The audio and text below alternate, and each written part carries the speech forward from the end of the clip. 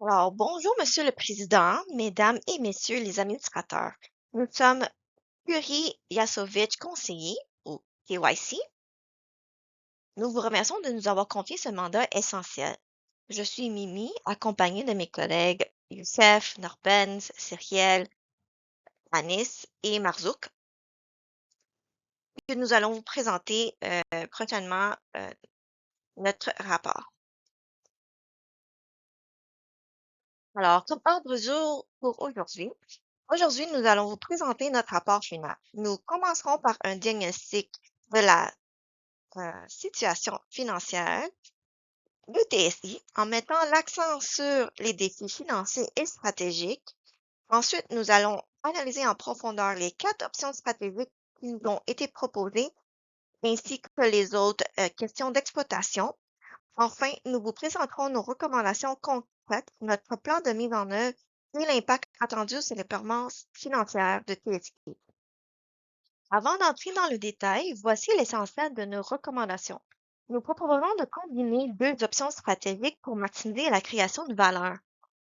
Cette stratégie permettra à TSI d'augmenter ses produits d'exploitation de 26 millions de dollars d'ici 2029 et d'atteindre une marge d'exploitation de plus de 21 bien au-delà de votre objectif de 6 Pour y parvenir, nous recommandons un investissement initial de 8,5 millions de dollars, financé par un prêt de Chanda Chahid, puis sera remboursé dès la première année grâce à la rentabilité exceptionnelle du projet. Pourquoi qu'on nous avait recommandé 2 options, l'option 3 et l'option 4? C'est parce que ce sont des projets mutuellement exclusifs. Alors, pour bien comprendre le cheminement que nous avons proposé, il est nécessaire de partir de la situation actuelle de TCI. Pour la situation financière de TCI, c'est le reflet le plus clair des défis de TCI en ce moment. La situation est vraiment préoccupante puisque les produits d'exploitation sont en baisse de 3 alors que le secteur est en croissance.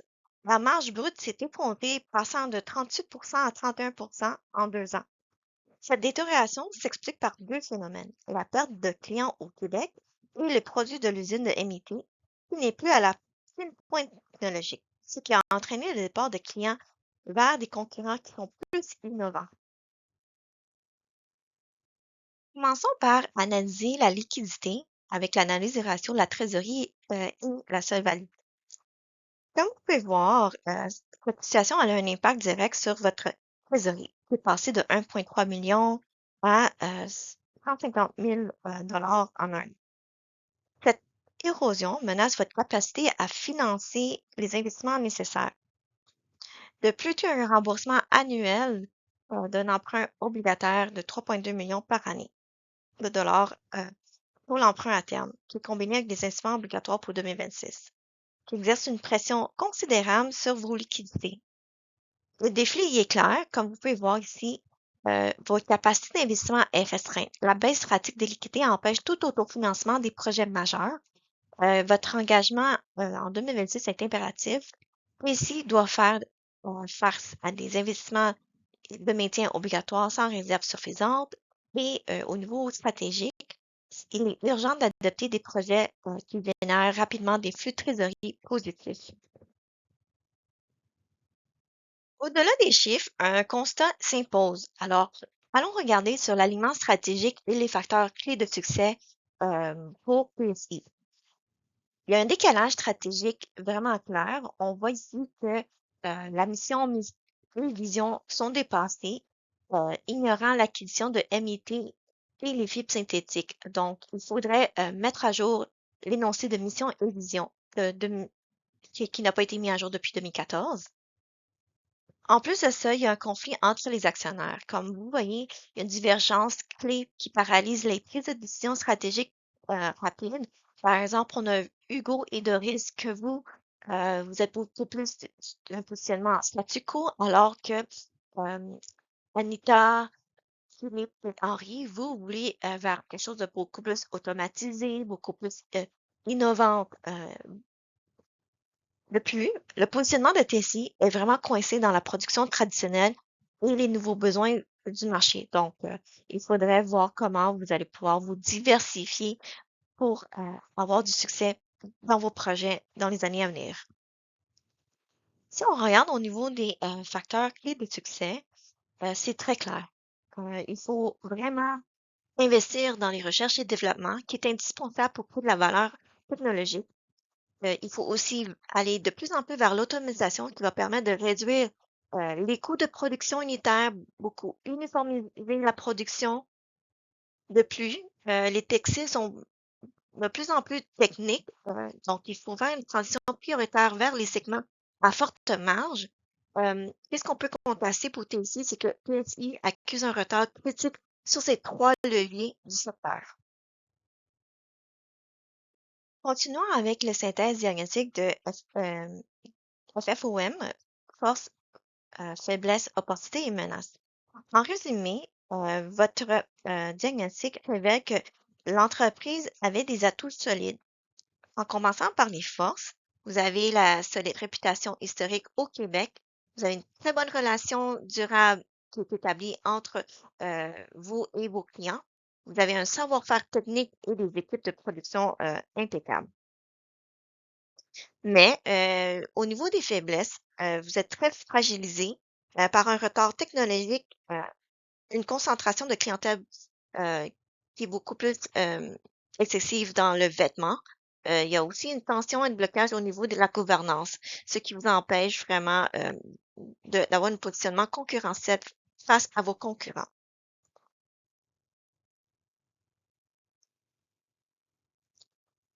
Les menaces sont réelles avec la concurrence. Comme vous pouvez voir, au niveau international, il y a beaucoup plus d'importation des produits de ce tissu en provenance de la Chine et des États-Unis à la hauteur de 75% du marché. Aussi, il y a plusieurs nouvelles réglementations environnementales et ESG qui font beaucoup de pression sur les entreprises autant pour le processus interne, les responsabilités sociales des entreprises, l'impact que vous causez à l'extérieur. Et aussi, il y a beaucoup de risques d'approvisionnement et de dépendance des fournisseurs. La volatilité économique fait en sorte que, au niveau de l'approvisionnement, c'est un enjeu que vous devez mitiger. Cependant, au niveau de l'opportunité, il y a la tendance du marché fait qu'il y a une forte demande pour le coton bio et qui est quand même traçable. Le marché est en expansion des textiles techniques et il y a quand même beaucoup de recherche et développement qui sont donnés en subvention pour les recherches et développement par le gouvernement. De plus, au niveau du partenariat communautaire et des marchés américains qui sont possibles. Avant de continuer avec la partie 2, je vais juste résumer globalement la partie 1, l'analyse de la situation financière de TSI. Alors, comme vous pouvez voir, on a fait des analyses de la situation actuelle, les objectifs, les contraintes, ainsi que les préférences des parties prenantes, les analyses de mission, vision de valeur, les opportunités, les faiblesses, les menaces. C'est sur cette base-là qu'on va aller analyser les projets, les quatre options stratégiques en plus des autres questions d'exploitation.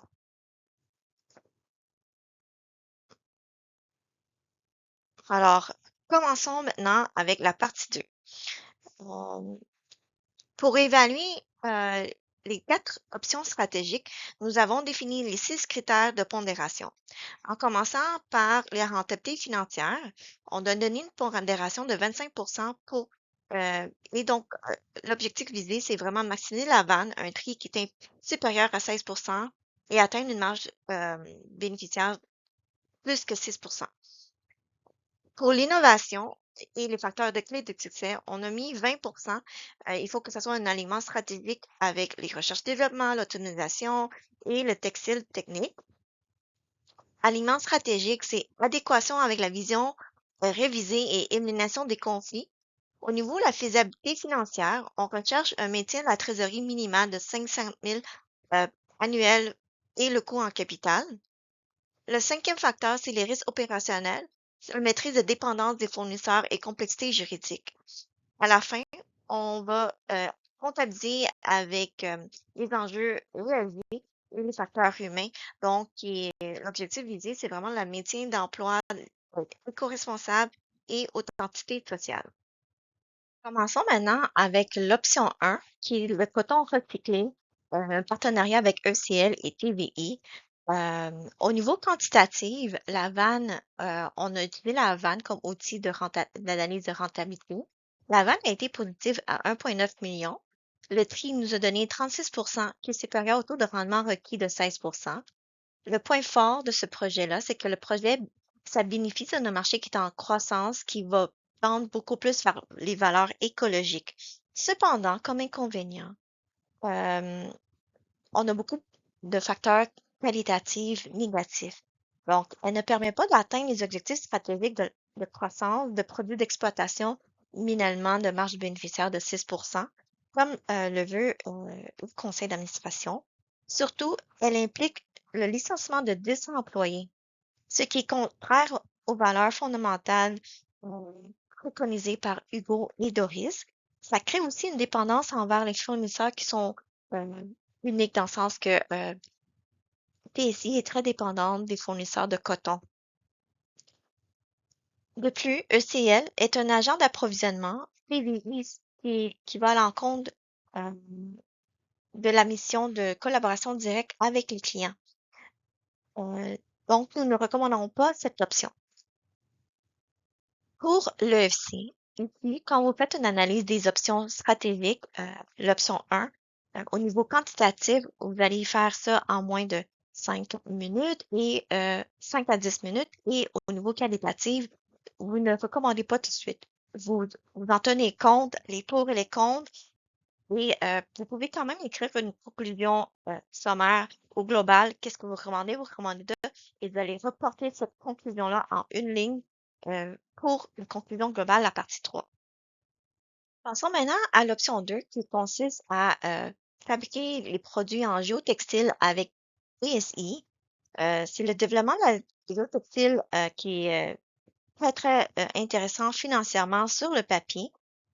L'outil de rentabilité utilisé ici, c'est vraiment la vanne théorique de 4,8 millions, mais une analyse plus fine révèle les faiblesses majeures, comme au niveau, l'indice de rentabilité est à 14%, qui est inférieur au taux minimal de 16% exigé. Euh, le contrat proposé par PSI est déséquilibré. On peut voir ici l'indice de rentabilité est inférieur à 1, donc on peut voir que c'est pas très rentable. Donc, en commençant par les analyses qualitatives, euh, le contrat est déséquilibré. Les clauses commerciales fortement avantageuses pour PSI au détriment de TSI. C'est une incompatibilité avec la mission de TSI. Donc, ici, on va chercher à produire un géotextile trop éloigné de l'identité et le savoir-faire de textile en habillement de TSI. Comme gros risque financier, c'est vraiment la rentabilité globale qui était très vulnérable au dépassement des coûts. C'est pour cette raison que nous ne recommandons pas cette option. Encore là, je vais mettre l'emphase que à l'EFC, au niveau analyse quantitative, euh, pour chaque option, vous n'avez pas plus que 25 minutes à investir dans votre budget de temps. Donc, au niveau quanti, on essaie de limiter ça entre 5 à 10 minutes. On, on essaie d'avoir un calcul raisonnable pour avoir un outil pour la prise de gestion, puis on va venir analyser en complément avec les analyses qualitatives. Ici, vous balancez le pour et le contre. Vous ne recommandez pas tout de suite, mais si vous pensez avoir une recommandation, écrivez en une ligne, puis vous allez reporter ça à la partie 3 dans la conclusion de votre analyse du rapport. Et il faut aussi intégrer les analyses, hypothèses critiques et des coûts manquants. Enchaînant maintenant avec l'option 3 qui est le coton bio et les motifs autochtones que nous avons recommandé comme option pour l'usine de Québec. Alors ici, la première développement de nouveaux produits en coton en conversion et biologique avec les motifs autochtones. L'analyse quantitative est exceptionnelle. Il n'y a aucun investissement initial requis à court terme. La marge d'exploitation elle est de 17% dès 2026. Ensuite, cumulée, marge d'exploitation arrive à 57%. ici, ça permet d'atteindre la croissance rapide en augmentant immédiatement les produits d'exploitation dès le lancement. Il y a une diversification de clientèle, euh, une diversification de la clientèle, une pénétration fructueuse du marché de l'ameublement et l'expansion aux États-Unis. Il y a fait, ça va permettre à une relance de l'usine de Québec qui va utiliser la capacité existantes sans coût en conversion majeure, mais sauf que ils vont arrêter de faire le de mettre le lin après. Au niveau des analyses qualitatives, les points à mitiger, les enjeux à mitiger, euh, oh, c'est vraiment tous les contrats avec les Autochtones. Comme vous pouvez voir, l'ajout qualitatif euh, sur le plan ESG, c'est très éco-responsable, positivement parfait pour le coton biologique et équitable. Il y a quand même un ancrage communautaire qui va faire la valorisation culturelle, éthique et artistique des Autochtones. Pour le plan de la mitigation des risques en intellectualité, euh, la propriété intellectuelle, c'est vraiment le saut d'authenticité des Premières Nations. Il faut savoir bien comment exiger la certification officielle.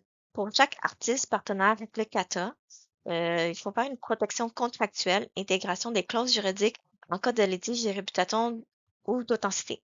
En ce moment, au Canada, les lois, les règlements, tout ce qui s'entoure avec les motifs autochtones et tout ça, c'est encore très nouveau.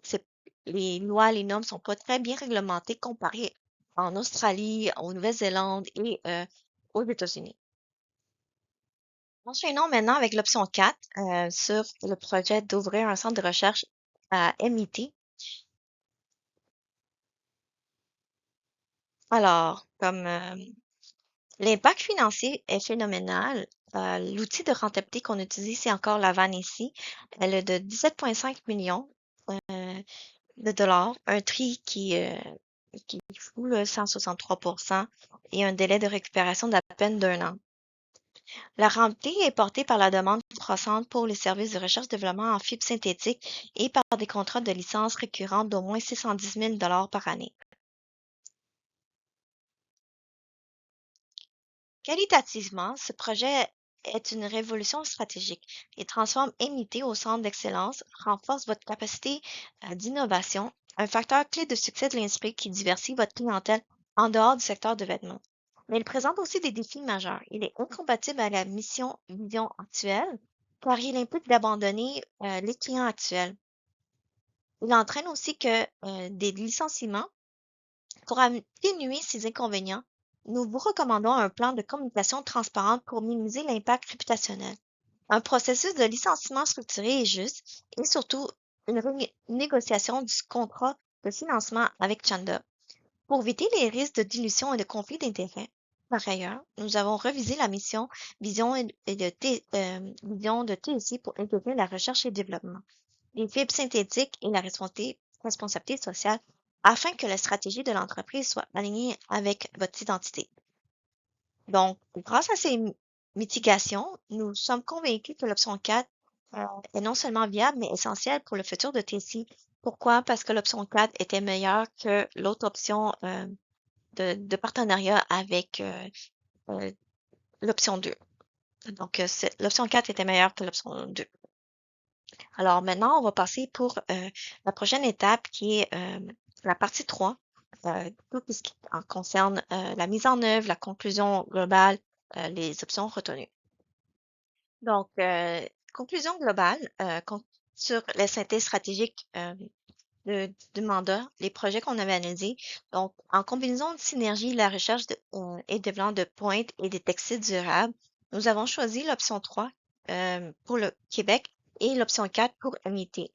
Pourquoi? Parce que ces deux projets-là sont mutuellement exclusifs et l'option 3 était meilleure que l'option 1. L'option 4 était meilleure que l'option 2, donc c'est pour ça que nous avons retenu ces deux options, autant pour les points quantitatifs que les qualitatifs. Euh, donc, nos recommandations, c'est clair que c'est cohérent avec les facteurs clés de succès de l'industrie. Nous proposons d'adopter ces deux options stratégiques par différenciation par le leadership du produit qui va concrétiser la mise en œuvre de ces deux options conjointes. Cette combinaison permet de relancer l'usine de Québec avec des produits à forte marge et transformer l'usine de MIT en un centre d'innovation. Alors, comme vous pouvez voir ici, vraiment, l'option 3, la production de coton biologique qui est éco-responsable des motifs de communautés autochtones, qui est très rentable. Nous avons utilisé l'analyse sur les marges de coûts variables. Puis aussi, ça génère des liquidités immédiates dès 2026 sans capital requis à court terme. Pour l'option 4, la transformation de l'usine MIT en pôle de recherche-développement en fibres synthétiques, ça assure l'avenir technologique long terme et très haute marge pour TSI. Alors, comment la mettre en œuvre et le financement? La mise en œuvre de ces deux projets se fera selon le plan que nous avons détaillé. Concrètement, elle va nécessiter plusieurs actions, comme la réduction du personnel de MIT, l'embauche de nouveaux employés pour le Centre de recherche et développement, la rénovation du bâtiment de MIT et la gestion du partenariat avec le CATA. L'investissement total, soit de 8,5 millions de dollars, sera entièrement couvert par les prêts de Chanda. Nous recommandons ce financement car au-delà de l'apport financier, Chanda apporte une expertise scientifique et commerciale essentielle à la réussite du projet.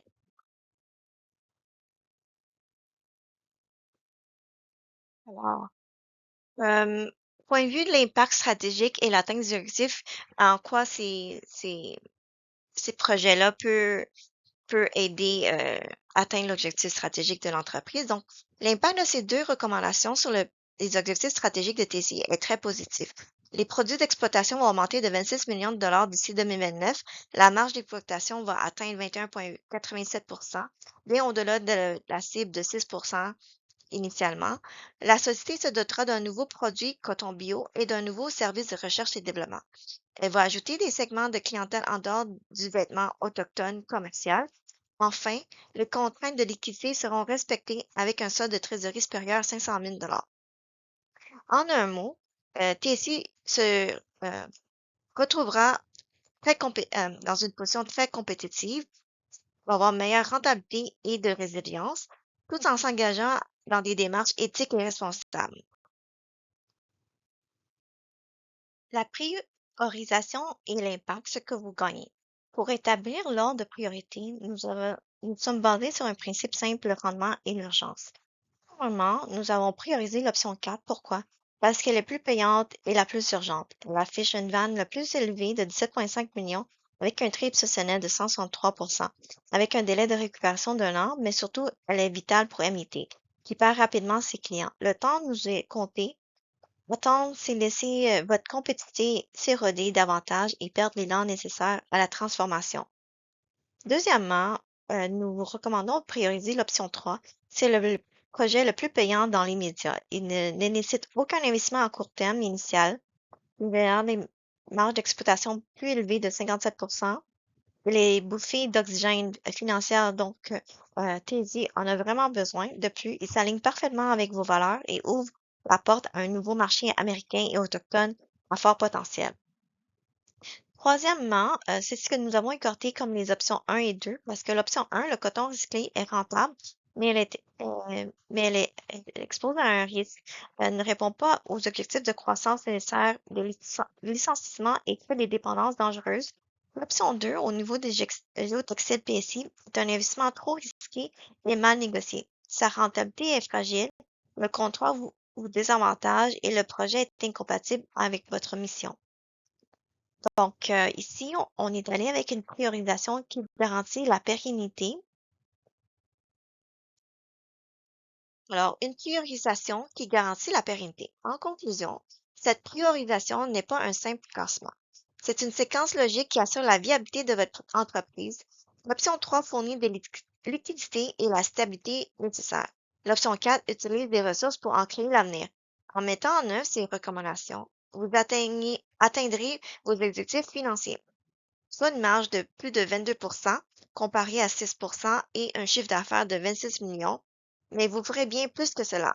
Vous renforcerez votre résilience, vous répondez aux enjeux ESG et vous redéfinissez votre mission pour en faire un avantage concurrentiel. Cette conclusion, c'est notre engagement envers vous, qu'on est convaincu que l'analyse va pouvoir permettre d'atteindre votre objectif financier puis d'assurer une continuité d'exploitation. TSI pourra se tailler une place comme leader dans le marché, non seulement au Canada, mais sur le marché nord-américain. Donc, merci et on met fin à l'enregistrement. Alors, merci, mesdames et messieurs. Donc, voilà ce qui conclut à notre rapport sur les analyses des options stratégiques.